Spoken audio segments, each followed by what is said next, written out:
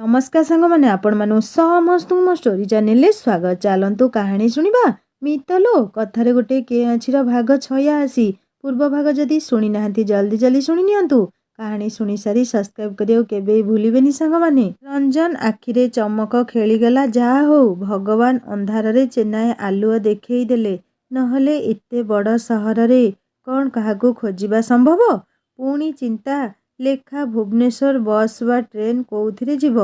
से बालेश्वर पहुँची प्रथमे बस स्टाण्ड जाई सबू भुवनेश्वर बस भितर खोजिबाकू आरंभ करिदेला।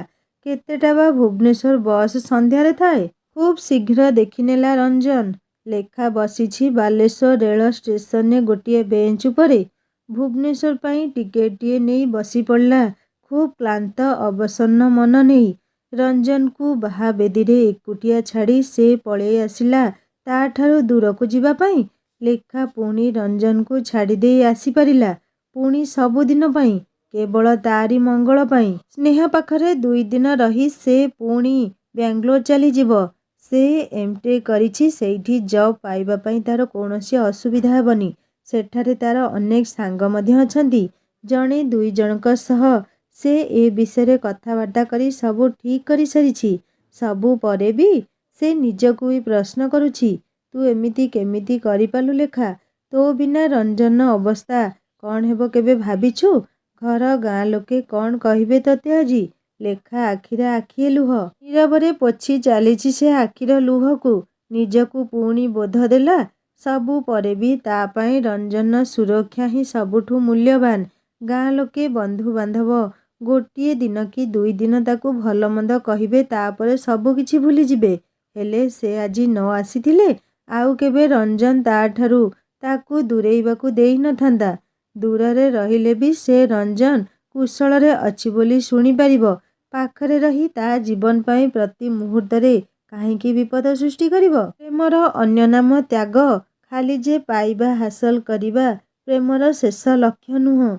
प्रेम भल पाइबारे सबु किछि त्याग करिबा भी गोटिए प्रकार आनंद। रंजन को से निजठू केते गुण अधिक भल पाए से निजे मध्य केबे हिसाब करिनी। तेणु ताहारी भल पाई ताकू आजी पछरे छाड़ी जीवाकू पड़ुछि। लेखा निजकू जेते बुझेइले कि आकट कले निज मन को बुझेइबा कौन संभव। मन हृदय सबु किछि जेमिति निज अक्तियारू बाहरी आसी गुमुरी गुमुरी बाहुनी होउथिले। स्टेशने सेई बेंच उपरे बसी लेखा चारिआडकू थरे आखि फेरेई आनिला। विकटाळ शब्दरे अनेक ट्रेन निजर गंतव्ୟରେ जाउछंती आसुछंती। लेखा चिंतारे मझिरे मझिरे व्याघात घटेई अनेक अचिन्हा मुह भितरे पुणी मन काहाकू खोजुछि। तार मन पुणी फेरी जाउछि गाँकू। एबे ता अनुपस्थितिरे घर लोके खूब व्यस्त होउथिबे निश्चय। कुआडे गला एई बेलारे झियो तांकर? घरे तो से काहाकू किछि कहिनी। सेमाने जानिबे बा केमिति? से केवल रंजन को चिठीटिए देई आसीछि। मिकुन पिला लोक से जदि चिठी देई न थाए, हे भगवान समस्ते कौन भाबिए ताकू? जेजेमा कांदिबो निश्चय। माँ बापा दीर्घश्वास छाड़िबे। आउ दीपा पवन बड़मा नंदू बड़ापा अधिक लेखा आगकू भाबी पारलानी। आसन विपदर आशंकारे सिहरी उठिला लेखा। पुणी थरे निजे मन को सांत्वना देई शांत कला। ना ना मिकुन निश्चय ता चिठीटिकू रंजन को देई सारिथिबो।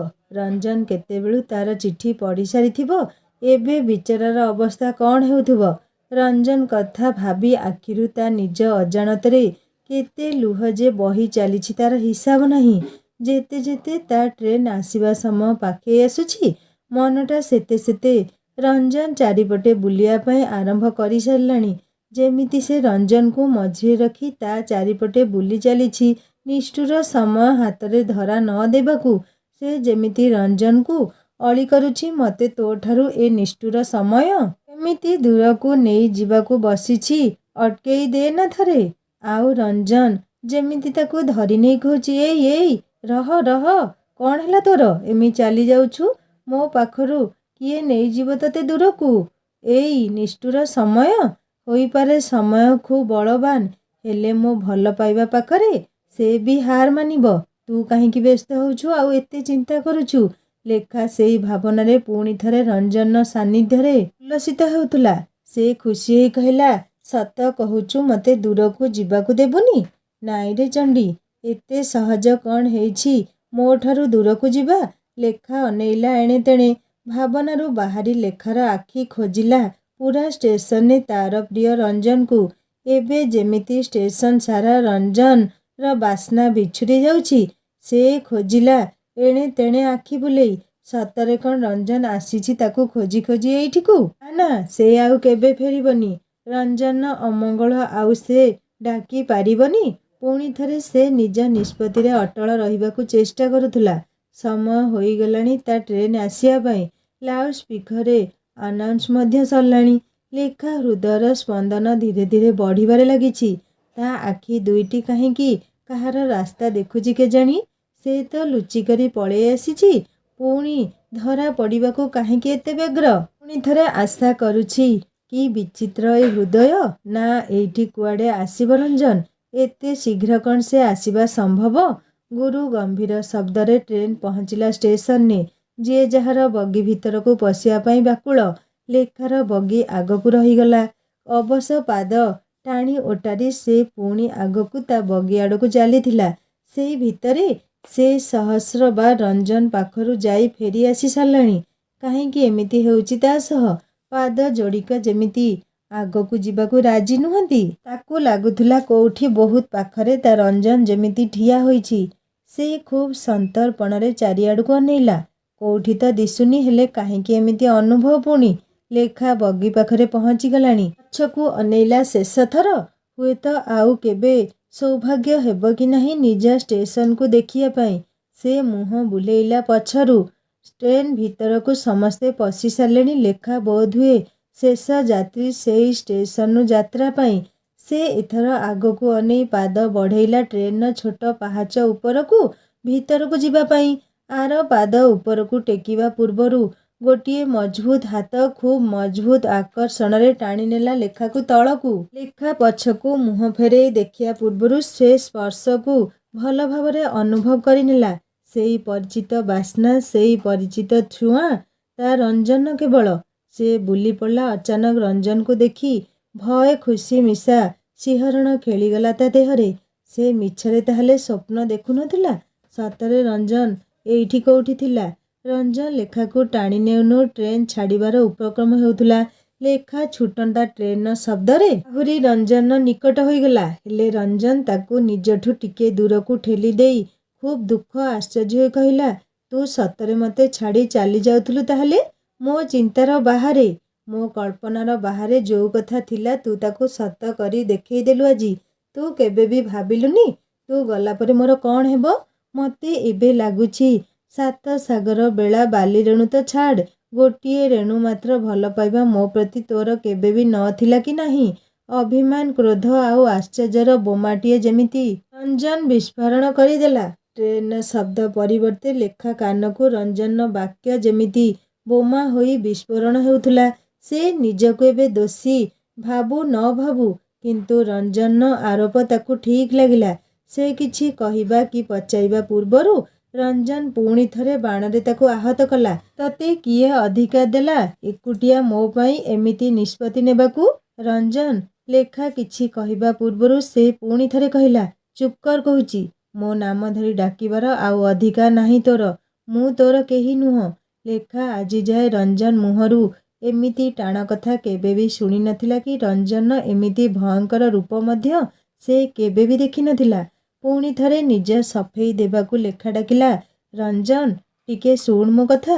ସେ କିଛି କହିବା ପୂର୍ବରୁ ରଞ୍ଜନ ଖୁବ୍ ରାଗିଯାଇ କହିଲା, ଚୁପ୍ କର। ମୋ ନାମ କାହିଁକି ଧରୁଛୁ? କେହି ନୁହଁ ମୁଁ ତୋର ପରା କହିଲି ଥରେ। ମନ ତ କହୁଛି।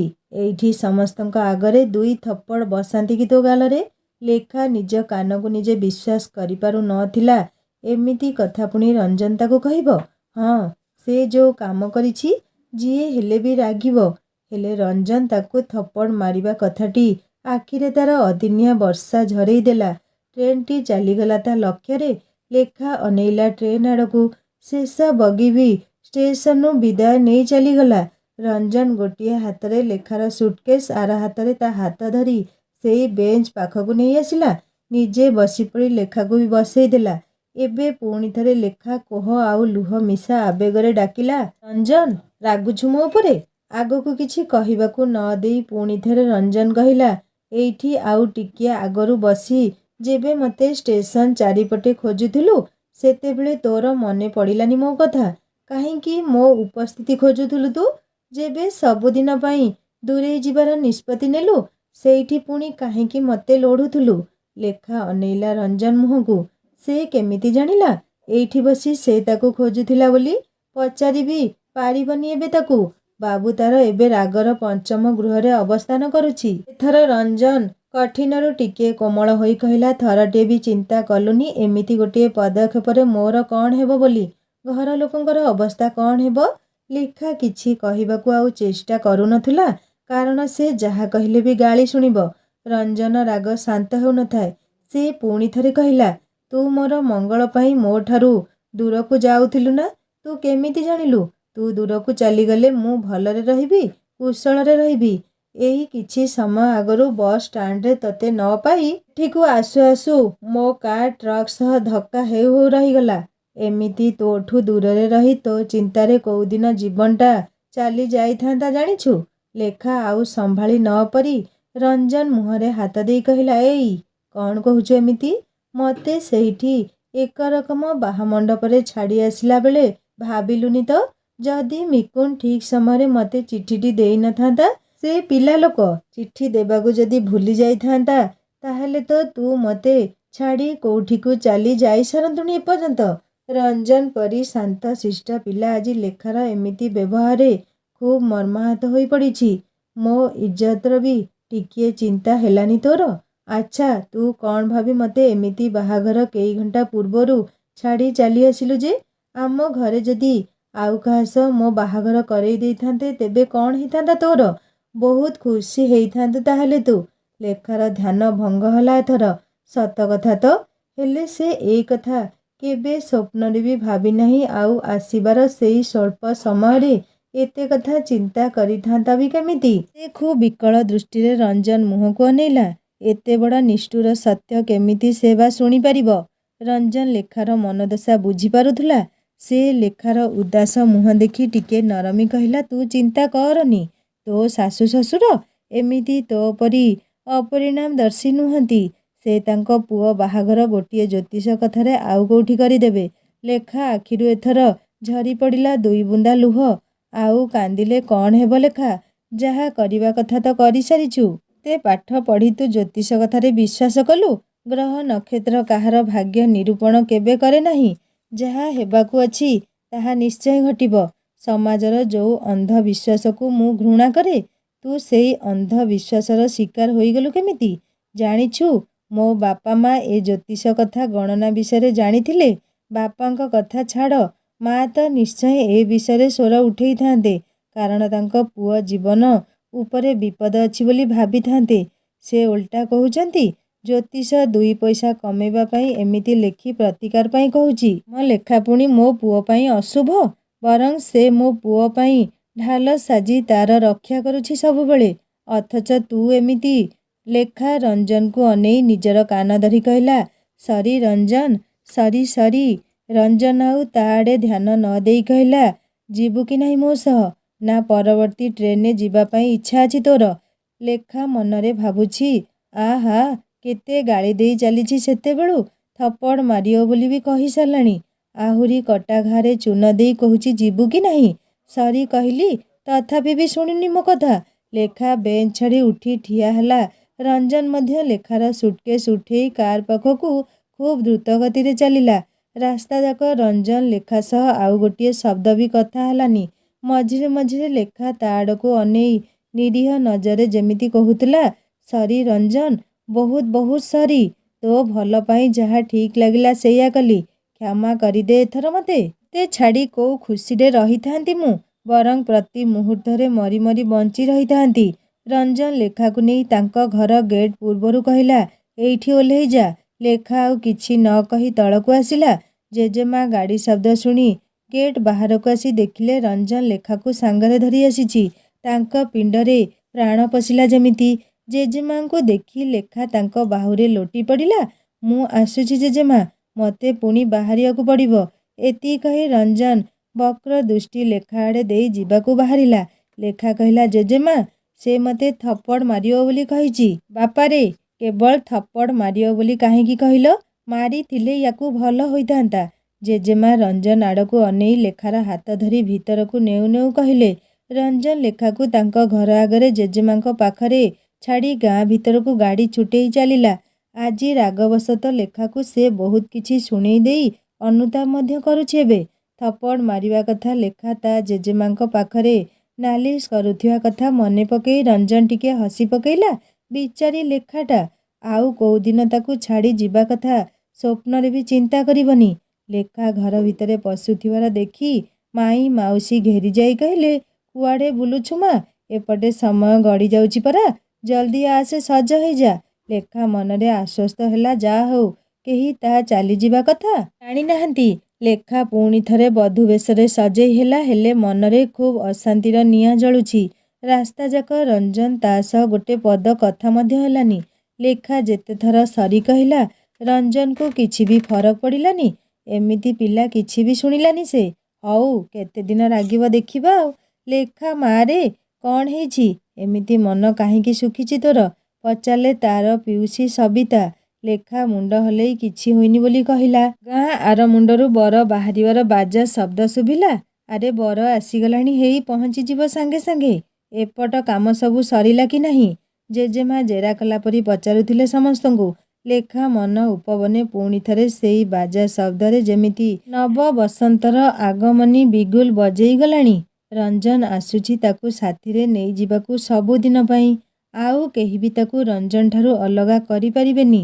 ସେ ସତରେ ତାକୁ ଛାଡ଼ି ଚାଲିଯିବା ପାଇଁ ନିଷ୍ପତ୍ତି ନେବା ମସ୍ତବଡ଼ ଭୁଲ ଥିଲା।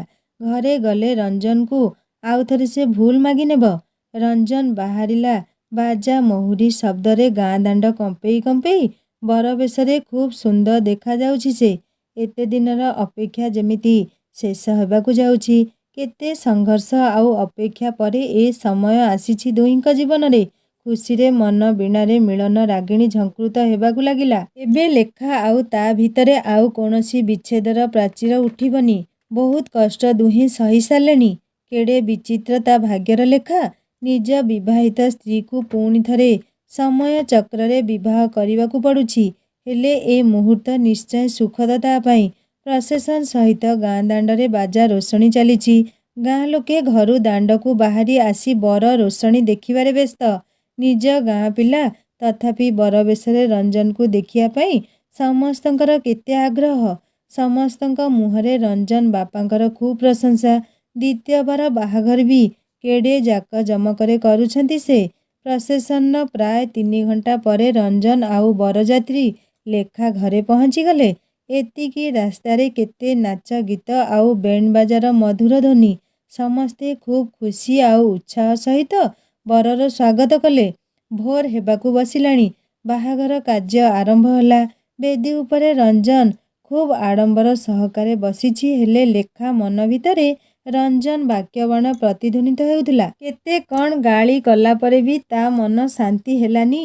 ଆହୁରି ମୁହଁ ଫୁଲେଇ କଥା ବନ୍ଦ ରଖିଛି। ଲେଖା ବେଦୀ ଉପରେ ବସିଛି। ମଝିରେ ମଝିରେ ସେ ରଞ୍ଜନ ମୁହଁକୁ ଦେଖିବାକୁ ଚେଷ୍ଟା କରୁଥିଲା। ବାପରେ, କି ରାଗ ଏବେ ବି ତା ମୁହଁରେ। ସେ ମୁହଁ ଫୁଲେଇ ବସିଛି। ଅନ୍ୟମାନଙ୍କୁ ଦେଖି ହସୁଛି, କଥା ହେଉଛି, ହେଲେ ତା ଆଡ଼କୁ ଅନାଉ ନାହିଁ। ରଞ୍ଜନ କଣେଇ କଣେଇ ଲେଖାର ଚିନ୍ତାପୂର୍ଣ୍ଣ ମୁହଁ ଦେଖି ଖୁସି ଅନୁଭବ କରୁଛି।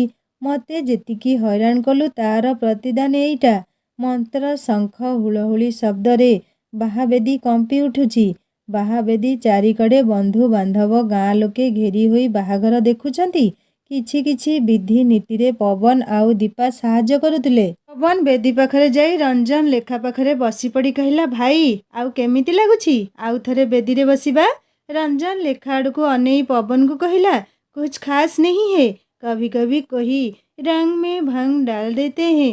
ଲେଖା ବୁଝିଗଲା ରଞ୍ଜନ ତାକୁ ହିଁ ଆକ୍ଷେପ କରି କହୁଛି। ପବନକୁ ଏତେ କିଛି ଲେଖା ଘରୁ ଚାଲିଯିବା କଥା ଜଣା ନାହିଁ। ସେ କିଛି ବି ବୁଝିପାରିଲାନି। ସେ କହିଲା, ତମେ ଦୁହେଁ ଖୁବ୍ ଚାଲାକ। ଆମ ବାହାଘରେ କୋଉଠି ରହିଲ ଦେଖା ମିଳିଲାନି। ଆଉ ତମ ଦୁହିଁଙ୍କ ବାହାଘରେ ଆମକୁ କେତେ କାମ କରାଉଛ ଯେ। ତମର ବି ଆଉ ଥରେ ବାହାଘର କରେଇ ଦେବୁ କି କୁହ, ଆଜି ହୋଇଯିବ। ହସୁ ହସୁ କହିଲା ରଞ୍ଜନ। ପୁଣି ଥରେ ବାହାଘର କାର୍ଯ୍ୟ ଆଗକୁ ଚାଲିଥିଲା। ଦିନ 2ଟା ସୁଦ୍ଧା ବାହାଘର କାର୍ଯ୍ୟ ଶେଷ ହେଲା। ଲେଖା ଆଉ ରଞ୍ଜନ ଲେଖା ରୁମ୍ରେ ବସିଥାନ୍ତି। ସମସ୍ତଙ୍କ ମୁହଁରେ ଖୁସିର ଝଲକ। ଏ ବାହାଘର ଥିଲା ସବୁଠୁ ଅଲଗା ଆଉ ବିଦାୟ ବି ସବୁଠୁ ଭିନ୍ନ ହେବାକୁ ଯାଉଛି। ବାହାଘର ବିଦାୟରେ ଝିଅଟି ଭବିଷ୍ୟତ ଜୀବନର କଳ୍ପନା କରେ। ନିଜ ମା ବାପା ଆତ୍ମୀୟଙ୍କୁ ଛାଡ଼ି ଯାଉଥିବାର ଦୁଃଖରେ ବୁକୁ ଫଟେଇ କାନ୍ଦେ। ଘର ଲୋକେ ନିଜର ଝିଅକୁ ଅନ୍ୟ ହାତରେ ସମର୍ପି ଦେଇ ଝିଅର ଭବିଷ୍ୟତ ଚିନ୍ତାରେ ଆଶଙ୍କାର ଲୁହ ଝରାନ୍ତି। ହେଲେ ଏଠାରେ କଥା ସମ୍ପୂର୍ଣ୍ଣ ଅଲଗା ଥିଲା। ଆଜିର ବିଦାୟରେ ସମସ୍ତଙ୍କ ଓଠରେ ଖୁସିର ହସ ଝରୁଛି। ଦୀପା ଆସି ବସିପଡ଼ିଲା ରଞ୍ଜନ ପାଖରେ। କାନରେ ପଚାରିଲା, ନାନୀର କ'ଣ ହେଇଛି କି ଭାଇ? ମନରେ ଖୁସି ନାହିଁ କି ଟିକିଏ ବି? ମୁଁ କେମିତି ଜାଣିବି ଯେ? ତୋ ନାନୀକୁ ପଚାରୁନୁ କ'ଣ ହେଇଛି ସେ କହିବ। ଝଗଡ଼ା ହେଇଛି କି ରଞ୍ଜନ ଭାଇ ତୁମ ଦୁହିଁଙ୍କ ଭିତରେ? ଏତିକିବେଳେ ଜେଜେମା ଆସି କହିଲେ, ବିଦାୟ ସମୟ ହେଇଗଲାଣି। ଶୀଘ୍ର ଶୀଘ୍ର ଖିଆପିଆ କରିଦିଅ 2 ଜଣ। ଜେଜେମା ପୁଣି ଯାଉ ଯାଉ ଫେରିଆସି କହିଲେ, ବାପା, ଝିଅଟାର କିଛି ବୁଦ୍ଧିସୁଦ୍ଧି ନାହିଁ। ତା କଥା ଧରିବୁନି। ମୁଁ କ'ଣ ତାକୁ କିଛି କହୁଛି କି ଆଉ? ପଚାରୁନ ଜେଜେମା ତମ ନାତୁଣୀକୁ। ମୁଁ ତ ଚୁପ୍ ଅଛି। ଲେଖା ଭାବୁଛି ଯେତେ କହିଛୁ ଷ୍ଟେସନରେ ସେତକ କ'ଣ କମ୍ ଥିଲା, ଆହୁରି କହିଥାନ୍ତୁ। କେମିତି ବ୍ୟବହାର କରୁଛି ଆହୁରି କହୁଛି ମୁଁ ଚୁପ୍ ଅଛି। ରଞ୍ଜନ ଆଉ ତାକୁ ଭଲ ପାଉନି ବୋଲି ଲେଖାକୁ ହୃଦବୋଧ ହେଉଛି। ଆଖି ଦୁଇଟି ତାର ଜକେଇ ଆସୁଥିଲା। ଦେଖେ ଜେଜେମା, ମୁଁ କିଛି କହୁନି ତାକୁ। ବିଦାୟ ବେଳର ଲୁହ ତା ଆଖିରେ ଆସୁଛି। ଏଥିରେ ମୋର କ'ଣ ଦୋଷ ଯେ? ଲେଖା ଅନେଇଲା ତା ମୁହଁକୁ। କେତେ ବଦଳିଗଲା ସେ ଏଇ ଗୋଟିଏ ଦିନରେ। ଲେଖା ଆଖିରେ ଲୁହ ଦେଖି ମଧ୍ୟ ତାକୁ କିଛି ଫରକ ପଡ଼ୁନି। ନିଷ୍ଠୁର କୋଉଠିକାର। ସରି ତ କହିଲି, ଆଉ କ'ଣ କରିବି ଯେ? ରଞ୍ଜନ ଭିତରେ ଭିତରେ ଖୁବ୍ ହସୁଛି ଲେଖାର ମନ ଦୁଃଖ ଦେଖି। ଭାବୁଛି, ରହଲୋ ଚଣ୍ଡୀ, ମୋତେ ଯେତିକି ହଇରାଣ କଲୁ ତାର ଫଳ ଏଇଟା ଚଣ୍ଡୀ ତୋ ପାଇଁ। ଖୁସି ଖୁସି ଲେଖା ବିଦା ହୋଇ ରଞ୍ଜନ ଘରକୁ ଆସିଲା। ଗୃହ ପ୍ରବେଶ ହେବ ଆଈ କହିଲେ, ଏଇ ସେଇଠି ଠିଆ ହୁଅ ଦୁହେଁ। ଲେଖା ଭାବିଲା, ହେ ଭଗବାନ, ପୁଣି କ'ଣ ଅସୁବିଧା ହେଲା ଯେ? ଏପଟେ ରଞ୍ଜନ ମୁହଁ ଫୁଲେଇ ଠିଆ ହୋଇଛି, ଆଉ ପୁଣି ଆଈ କ'ଣ କହିବେ ନିଶ୍ଚୟ। ସେଇଥିପାଇଁ ଦୁଆର ଏପଟେ ରୋକିଦେଲେ ଆମକୁ। ସେଇଠି ଠିଆ ହୋଇଥିଲେ। ଲେଖା ଏଇ ସୁଯୋଗରେ ରଞ୍ଜନ ମୁହଁକୁ ଅନେଇଲା। ସେ କିଛି କହିବ, ହେଲେ ସେ ନଜର ବୁଲେଇ ଅନ୍ୟ ଆଡ଼େ ଦେଖୁଥିଲା। କି ରାଗଲୋ ବୋପା ରେ ବାପ ରେ ବାପ। ସରି ତ କହିଲି, ଭୁଲ ମାଗିଲି, ତଥାପି ବି ଏମିତି ବ୍ୟବହାର ମୋ ପାଇଁ। କେଡ଼େ ନିଷ୍ଠୁର ପିଲାଟା ଯେ। ଲେଖା ମନେ ମନେ ଭାବୁଛି। ଆଈ ଗୋଟିଏ ଗିନାରେ ପୁରୀ ମହାପ୍ରସାଦ ନିର୍ମାଲ୍ୟ ଧରି ଆସି କହିଲେ, ଆଁ କର ଦୁହେଁ। ଆଈ ଦୁହିଁଙ୍କ ପାଟିରେ ମହାପ୍ରଭୁଙ୍କ ମହାପ୍ରସାଦ ଖୁଆଇ ଦେଇ କହିଲେ, ଆଉ କାହାର ନଜର ନ ଲାଗୁ ତୁମ ଦୁହିଁକି। ଖୁବ୍ ଭଲରେ ଘର ସଂସାର କର ଦୁହେଁ। ହଉ ଏବେ ଭିତରକୁ ଆସ। ଲେଖା ମନେ ମନେ ମା ସପ୍ତଶତୀ ଠାକୁରାଣୀଙ୍କୁ ସୁମରଣା କରି ଘର ଭିତରକୁ ପାଦ ରଖିଲା। ଶଙ୍ଖ ହୁଳହୁଳିରେ ଲେଖାର ଗୁହ ପ୍ରବେଶ 7 ସଧବା ମାଇପି କରିଲେ। ଲେଖା ଏବେ ଖୁବ୍ ଖୁସି। ନିଜ ଘରକୁ ସେ ସବୁ ବାଧା ବିଘ୍ନ ପରେ ଆସିପାରିଛି। ଗାଁ ନିୟମ ସମାଜର ପରୀକ୍ଷାରେ ତା ରଞ୍ଜନ ଉତ୍ତୀର୍ଣ୍ଣ ହୋଇ ତାକୁ ଆଉଥରେ ତା ଘରକୁ ନେଇ ଆସିଛି। ହଁ, ସେ ନିଜର ଭୁଲ ନିଷ୍ପତ୍ତି ପାଇଁ ମସ୍ତବଡ଼ ଆଉ ଗୋଟିଏ ଭୁଲ କରିବାକୁ ଯାଉଥିଲା। ହେଲେ ସେଇଠୁ ବି ତା ରଞ୍ଜନ ତାକୁ ଭଲରେ ଫେରେଇ ଆଣିଲା। ସତରେ ସେ ସବୁଠୁ ଭାଗ୍ୟବତୀ ରଞ୍ଜନ ପରି ସ୍ୱାମୀଟିଏ ପାଇ। ପୁଣି ନିଜକୁ ଭାବୁଛି, ଭାଗ୍ୟବତୀ ନା ଛେନାଗୁଡ଼। ସେଇ କଥାକୁ ନେଇ ଏବେ ଯାଏ ବି ରାଗିଛି ସେ। ମୁହଁ ଫୁଲେଇ କଥା ବି ହେଉନି ମୋ ସହିତ। ଲେଖାର ହୃଦୟ ଯେମିତି ଫାଟିଯିବ ରଞ୍ଜନ ତା ସହ କଥା ହେଉନି ବୋଲି। ରୁମ୍ରେ ବସିଛି ଲେଖା। ଆଖି ତାର ଛଳ ଛଳ ହେଉଛି। ରଞ୍ଜନ ଥରଟିଏ ବି ଆସିନି ତା ରୁମ୍ ଆଡ଼େ। ଜାଣି ଜାଣି ତାକୁ ଏମିତି ଦୁଃଖୀ କରୁଛି ସେ। କେମିତିକା କେଜାଣି ସେ? ଏମିତିରେ କହିବ ଲେଖା ବିନା ତାର ଅସ୍ତିତ୍ୱ ନାହିଁ କିଛି। ପୁଣି ତା ଉପରେ ଏତେ ରାଗ। ରଞ୍ଜନ ମା ରୁମ୍କୁ ଆସି କ'ଣ ପଚାରିବା ପୂର୍ବରୁ ଦେଖିଲେ ଲେଖା ଆଖି ଲୁହ ଛଳ ଛଳ ହେଉଛି। ସେ ବୁଝିଗଲେ ବାବୁ ନିଶ୍ଚୟ କିଛି କହିଛି। ନହେଲେ ଆଜି ପରି ଦିନରେ ଲେଖା ଏମିତି କାହିଁକି ଦୁଃଖୀ ରହିବ? କ'ଣ ହେଲା କିରେ ମା, କାନ୍ଦୁଛୁ କାହିଁକି? ବାବୁ କ'ଣ କହିଛି କି ତୋତେ? ହଁ ମା, ବହୁତ କିଛି ଗାଳି ଦେଇଛି ମୋତେ।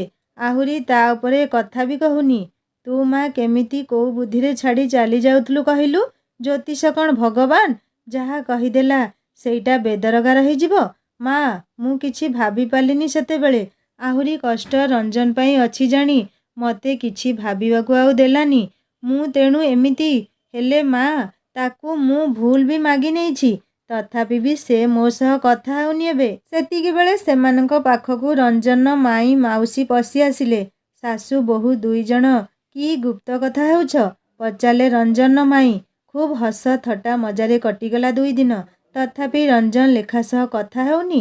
ଆଜି ଲେଖା ଆଉ ରଞ୍ଜନର ବାହାଘର ରିସେପ୍ସନ୍। ସକାଳ ପହରୁ ଘରେ ବାହାରେ ଲୋକଙ୍କ ଖୁବ୍ ଭିଡ଼। ମାଇକରେ ଖୁବ୍ ରୋମାଣ୍ଟିକ୍ ଗୀତ ବାଜୁଛି। ଲେଖା ମନ ଭିତରେ ଖୁବ୍ ନାରୀ ସୁଲଭ ଆଲୋଡ଼ନ ସୃଷ୍ଟି ହେବାରେ ଲାଗିଛି। ପୁଣି ମନରେ ଭୟ ବି ଅଛି। ଆଜି ବି ଯଦି ରଞ୍ଜନ ତାକୁ କ୍ଷମା କରି କଥା ନ ହେଲା ତ? ହୋମ ପୂଜାରେ ବସିବାକୁ ଲେଖା ଆଉ ରଞ୍ଜନକୁ ଡକା ପଡ଼ିଲାଣି। ଦୁହେଁ ପାଖରେ ପୂଜାରେ ବସିଲେ। ଲେଖା ରଞ୍ଜନ ମୁହଁକୁ ଅନେଇଲା ପୁଣି ଥରେ।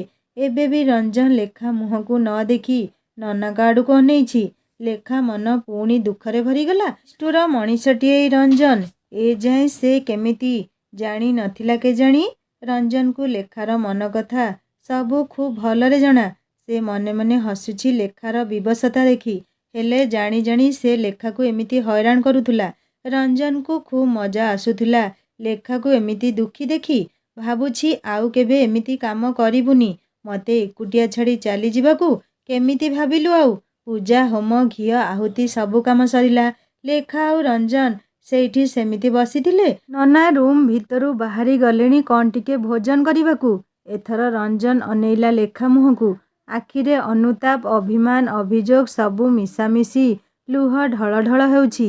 ସେ କେବେ କ'ଣ ସହିପାରିବ ଲେଖା ଆଖିର ଲୁହକୁ?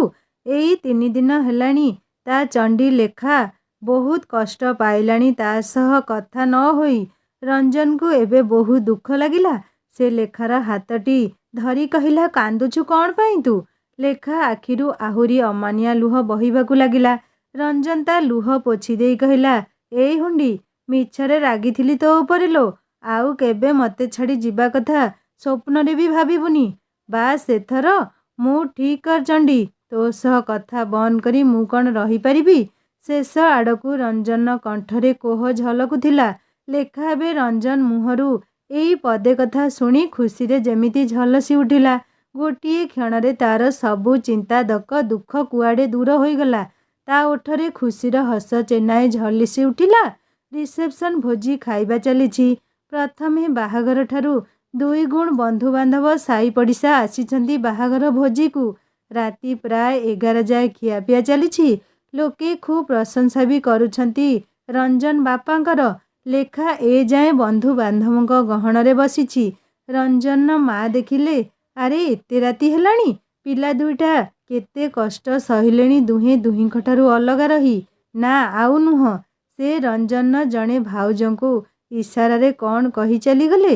ସେଇ ଭାଉଜ ଜଣକ ଲେଖାର ହାତ ଧରି ଉଠେଇ କହିଲେ ଆସ ମୋ ସହ। ଆମ ଦିଅର ବାବୁଙ୍କୁ ଆଉ କେତେ ଅପେକ୍ଷା କରେଇବ? ଲେଖା ଲାଜ ଲାଜ ହୋଇ ଚାଲିଲା ତାଙ୍କ ସହ। ଫୁଲର ଗାଲିଚାଟିଏ କିଏ ବିଛେଇ ଦେଇଛି ଯେମିତି ଆଜି ତା ଚଲାପଥରେ। ସେ ଧୀରେ ଧୀରେ ପାଦ ବଢ଼େଇ ଚାଲିଛି ତାର ଚିର ବାଞ୍ଛିତ ଚିର ଇପ୍ସିତ ପ୍ରିୟ ପୁରୁଷ ପାଖକୁ। ପାଦ ତଳେ ଲାଗୁଛି ମଖମଲ୍ଲି ଫୁଲର ଗାଲିଚା।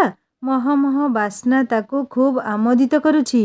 ହୃଦୟର ଗତିଟା ବି ବଢ଼ି ବଢ଼ି ଯାଉଛି ଯେମିତିକି ପ୍ରଥମ ଥର ସେ ଯାଉଛି ତାର ମନର ମଣିଷ ପାଖକୁ। ଭାଉଜ ଜଣକ କବାଟ ଖୋଲି ଲେଖାକୁ ରୁମ୍ ଭିତରେ ଛାଡ଼ି ଫେରି ଆସୁଥିଲେ। ଲେଖା ଥରେ ଅନେଇ ଦେଲା ତା ପ୍ରିୟ ମଣିଷକୁ ଆଉ ତାର ପ୍ରିୟ ରଞ୍ଜନକୁ। ସାଙ୍ଗମାନେ ଭାଲେଣ୍ଟାଇନ୍ ସ୍ପେଶିଆଲ ଏହି ପାର୍ଟଟି ଆପଣମାନଙ୍କୁ ଉପହାର ସ୍ୱରୂପ ଦେଲି। କାହାଣୀ କେମିତି ଲାଗିଲା ମୋତେ ନିଶ୍ଚୟ କମେଣ୍ଟ କରି ଜଣାଇବେ। ଆଉ ଯଦି ଭଲ ଲାଗିଥାଏ ସବସ୍କ୍ରାଇବ୍ କରି ବେଲ୍ ଆଇକନ୍ ନିଶ୍ଚୟ ଦବାଇ ଦେବେ।